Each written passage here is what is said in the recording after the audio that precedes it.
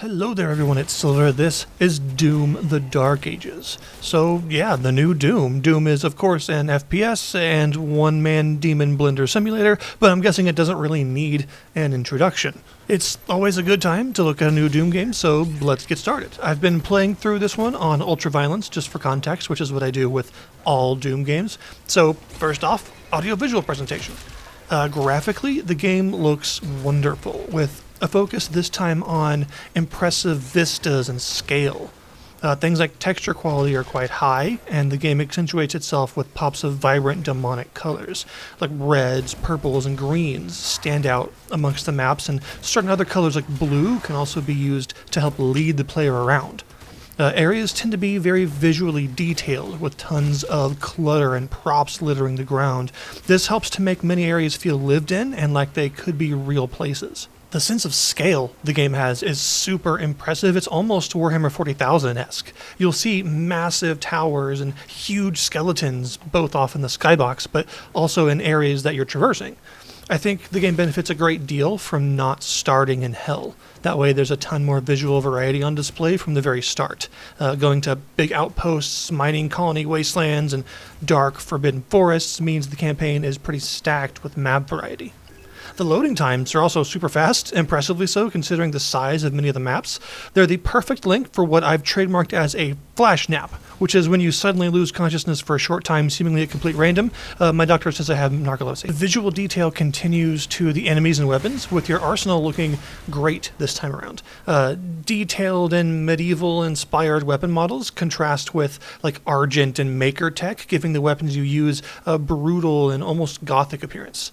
Everyone's probably seen the gun that mulches up skulls as ammo, but there's plenty of other interesting stuff here too. Even the familiar super shotgun looks a little more primitive and less sleek now. Enemies are very important, of course, in terms of appearance, especially in a Doom game, where knowing what just spawned in quickly is often the only way to survive. The enemies are familiar, but with a bend towards the same dark Gothic look as the environments and weapons. Revenants, for instance, have a sickle and fire skulls, where cyber demons look a little bit more hacked together through arcane methods than purely sleek and cybernetic. Each enemy has a recognizable silhouette that does a solid job of being identifiable at a glance. The more advanced enemies are kind of a joy to watch due to all the extra visual detail in their designs, although you won't have much time to do that while being attacked from everywhere. Enemies also have an impressive amount of gore effects on them. You can blast pieces off of most demons and they'll keep on fighting, sometimes down to the bones showing. Now you can blow off a Mancubus's arm and it'll still go after you with the remaining one. There are lots of damage layers for each enemy type, and that adds a variety and spice to the combat visually, as well as just being very satisfying. Audio-wise, the game has a busy soundscape during battle, but important sounds have a good way of cutting through the noise. Things like your low health indicator are always audible even in pitched fights, and certain more threatening enemies have callouts that help notify you they're around. Weapon sounds this time around are quite good, with satisfying and punchy sounds that match well with the industrial look of the arsenal. Most of them sound pretty good, although the aforementioned skull gun sounds a little weak. Musically, the game is astoundingly okay. It's fine. For me, the music tracks tend to blend together into this mush of guitar and percussion that doesn't do a whole lot to stand out. The more exploratory tracks during downtime sound pretty nice. They're good at building atmosphere and giving you a break from the action. The rest of the music, though, is just kinda alright. The soundtrack doesn't have, like, say, a BFG division or an Everything They Fear Is You, some of those standout tracks that help define the mood of the music. Instead, it just blends together into a workable but not special soundtrack. Mechanically, the game has some serious gameplay changes from Eternal. One of the main dividing factors about Eternal was the almost rock-paper-scissors nature of its combat. It wanted you to see each weapon as a very good tool at dealing with specific enemies, and to switch to the most efficient choice in combat from moment to moment. Some people loved that aspect of challenge. Some people hated the feeling of having the game dictate what weapons you needed at any time, but overall that's how Eternal worked. Dark Ages, in contrast, goes for something that's basically the opposite of that system. In this game, every weapon is viable, and although there are certain weapons that are obviously better in certain situations, you wouldn't use the grenade launcher in close corridors, for instance. In most cases, you can use whatever you want during combat. Instead, it's all about the shield. You take massive amounts of damage in this game, especially on ultraviolence. Projectiles also home in on you now very accurately, which means you have to get used to knowing when to shield and when to parry. So green projectiles and attacks can be parried with the proper timing and sent back to their source. This is a key mechanic to defeating the more threatening enemies, as they often get stunned and become vulnerable when parried enough. Your shield has a meter that depletes when blocking attacks, and when it empties, you get guard broken and you can't use your shield at all, which is very bad in this system. Now you can also throw your shield, which gives you an effective way to deal with fodder enemies that doesn't use ammo, and can also stun bigger demons and help take the pressure off. You also have access to a shield bash that's a lot of fun to use. Simply by left clicking while holding up the shield with right click, you'll rush forward at crazy speeds and bash into whatever was in front of you. It creates a cone of damage in front of you that one-shots basic enemies and can interrupt bigger ones. It can cover a huge distance nearly instantly and is actually the fastest way to move in the whole game. There are also upgrades to empower it, making it do much more damage and causing it to become something you use more often on more threatening demons. Glory kills are gone completely now. Enemies still get stunned and go vulnerable for a few seconds when at low health, although the glow is purple now. However, the finishers you pull off are simple, quick melee hits with no fanfare or cinematic angling. Even though I do kinda miss how over the top they could be, I also don't think that slick, stylized execution really fits this game, so I understand making them simple and fast. The upside is that they're really quick, so you can chain, 3 of them together rapid fire and still be right back in the action afterwards. Basically, the finishers have sacrificed flair for simple speed and responsiveness. Ammo economy is a little different from Eternal as well. You can hold more to start with, and enemies tend to drop ammo pickups regularly. You also have a melee attack that can hold 3 slowly refilling charges. Using these grants you large amounts of ammo, kind of like the chainsaw in previous games. You can even get other melee weapons than your fists, like say the flail. Enemies also drop health, especially the big boys, which, when coupled with the amount of damage you take, means your health gauge can fluctuate from full to nearly empty and back in just a few seconds. Some demons have armor plates on them, which causes them to not take damage at all, but attacking the plates heats them up and makes them glow. Once they're glowing enough, you can throw your shield to cause the armor to explode apart. This will kill fodder enemies and generate tons of armor pickups, as well as making the bigger guys vulnerable to attack. There are even some weapons like the chain shot, which can just dismantle armor entirely, meaning all weapons work against armor, but some are specialized to take care of it quickly. I personally like this system. Shredding through a whole crowd of overheated shield bearers is super satisfying, but I do find it kinda hard to tell when the armor is ready to be exploded. I find that almost overheated and actually overheated look very similar. Learning each enemy's parryable attacks and the timings to hit them just right are where most of the difficulty comes from this time around. You have full expression when it comes to which weapons you use, but you are expected to master the shield as well. This means most familiar demons have been given new attacks, some melee, some ranged, or even both, in order to facilitate the new block and parry-focused combat. They've done an interesting thing with your arsenal this time around. You have an easy-to-use radial that slows time for switching weapons, although you'll notice that switching takes longer than in Eternal since you're expected to do it less overall. But in addition to the weapon in each slot, each one is also a category. Press F and you'll switch to another weapon in that same slot. So for example, you start out with the basic shotgun, but press F once you obtain it and you'll switch to the super shotgun. You also have a machine gun-like weapon that can be switched out for a slow-firing headshot machine. This means that you can hold quite a few weapons at any given time now, although the animations for switching between variants in slot are actually longer than even normal weapon switching, so bear that in mind. All this means that the pacing of combat is less breakneck than Eternal, while still remaining challenging due to a much heavier focus on timing. I've also noticed that you seem to get much more armor more quickly if you're looking, but you can lose an entire armor gauge from 1 or 2 fodder swipes, so it kind of balances out. Level design is also very important to the gameplay of a shooter like this, and it's kind of a mixed bag here. Visually, the levels are gorgeous, but mechanically, many of them do tend to be reduced to big circles separated by corridors. They're pretty circles, but this has very arena-focused design. Some levels switch things up by being huge open areas with several objectives to take care of in any order you want. These are pretty fun and represent the longest levels to complete, but most levels are big arenas connected by short walks through the meadow.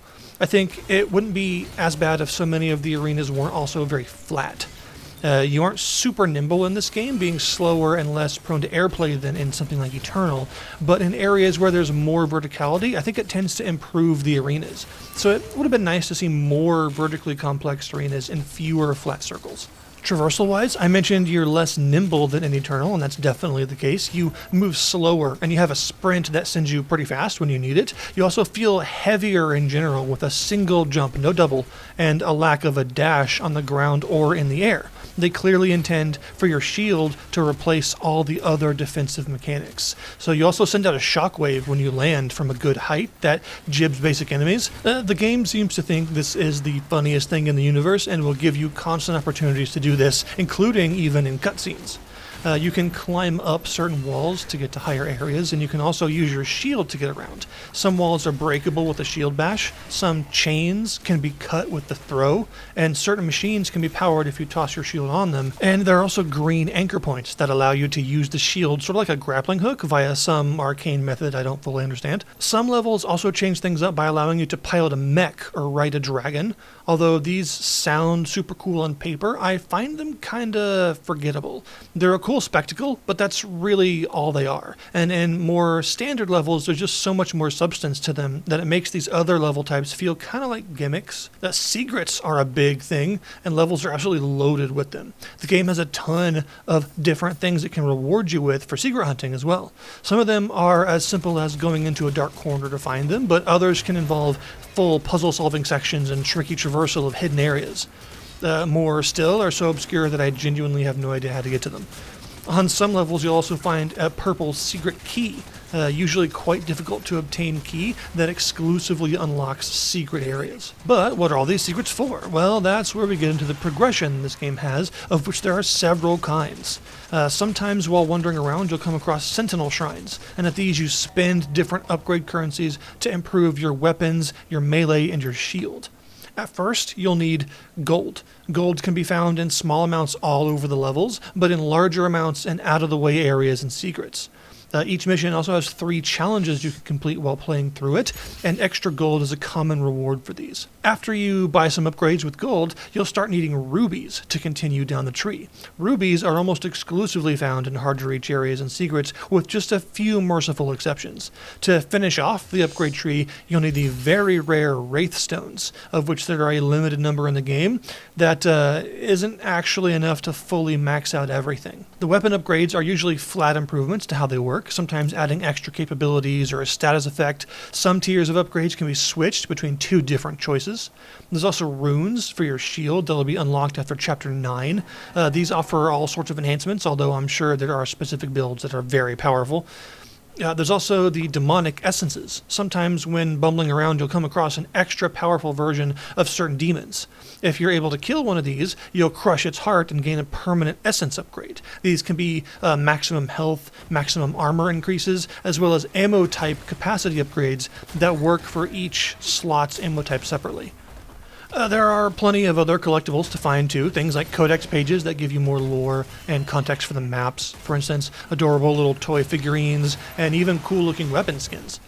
It's a pretty full game, all things considered. It's definitely not light on content, with 22 chapters to go through, many of which can be quite long. I can tell they sort of loaded it down with ideas just to contribute loads of variety and see what stuck. It's a less tightly designed feeling game than Eternal, but it's also more relaxed and less immediately demanding without letting up on the challenge. The sort of kitchen sink strategy to its design has had an interesting effect. It's one of those games that feels like a video game and isn't afraid of that. I'm a fan of gamey mechanics and the idea of not trying to couch everything in a narratively cohesive way. You know, it's okay for ammo pickups to glow and float, and for enemies to flash bright colors when they're vulnerable. I love games that try to give an immersive, in-universe reason for everything, as someone who enjoys RPGs, but at the same time, also as someone who likes many kinds of RPGs, gaminess is fun, and I don't think it diminishes your end product at all. The Dark Ages is a game that can feel a bit messy at times with everything it tries to do, but I think it sticks the landing on enough of it to wind up with a positive feeling in the end. Some of its levels can be sprawling, some can be gimmicky. Being able to effectively hold about 14 weapons means your arsenal is fun but unfocused. It seems that the game tries so many different things that enough of them were going to stick to provide a solid experience, but it's going to leave a lot of untrimmed fat around the edges.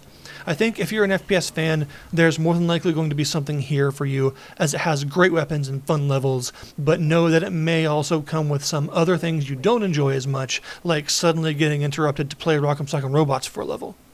I think this is probably a sensible direction to go in after Eternal took the slickness and violence of Doom 2016 and made a whole game about it. This is taking the rest, the slower pacing and upgrade-centric progression, and expanding them to full game size. The combat benefits from the focus on parrying and shielding. I think it fits the overall pacing of the game well, and when you combine that with the huge levels and massive arsenal, you get a game that's simply fun to play despite stumbling a bit in certain sections. It is unfortunately a very expensive game, and I can't tell you how much you personally value an experience like this and what it's worth to you. I can at least say, however, that I had a great time with it, and I'm going to continue to play it in the background of doing other things for the channel. It's also on Game Pass, which is a fantastic way to play games priced like this if you happen to have the subscription. I'd highly recommend it on there, for sure.